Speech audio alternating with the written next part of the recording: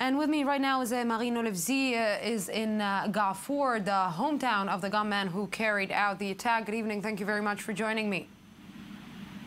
Hi.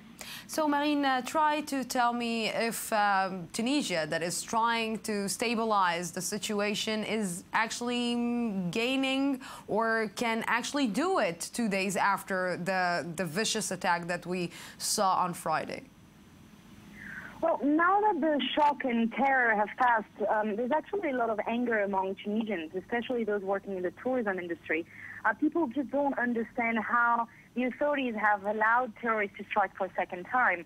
After the attack on a museum in Tunis that killed 21 people 3 months ago, there was a lot of tough talk after that first attack. But these new security breach on Friday highlighted again how vulnerable the country is.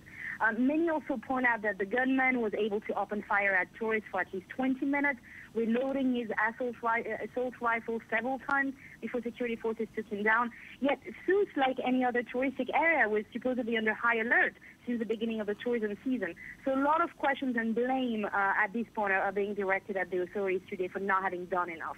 Marine, you've spent the weekend there in his hometown, the hometown of the gunman who carried the attack. What did you manage to understand anything about him? You know, usually we get some kind of a profile that these guys were like really silent and they were very nice and nobody even thought that they are able to do that. What did you learn about him? Well, I think at this point it's still pretty much the same. You know, most of the people here are just trying to come to terms with the fact that he was responsible for such carnage. I talked to the gunman's uncle here in Gaafour, and you know, he said the 23-year-old student was coming back every weekend. He was here. His last visit was just a day before the attack, and he says nothing seemed out of the ordinary.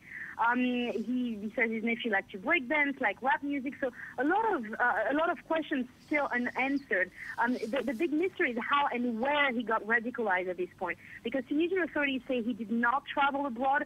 So that kind of rules out the possibility that he got brainwashed or received training in Syria or in neighboring Libya. And they also say they have no record of him. Some sources mention that he had joined an Islamist society at university. Others point out to old Facebook posts in support of ISIS. But it's still very unclear whether he acted as a lone wolf, whether he had any direct connection with the Islamic State, despite the fact that ISIS claimed the attack on Friday. So it's still very blurry at this point. Yeah, Marine Olivesi, thank you very, very much for this update.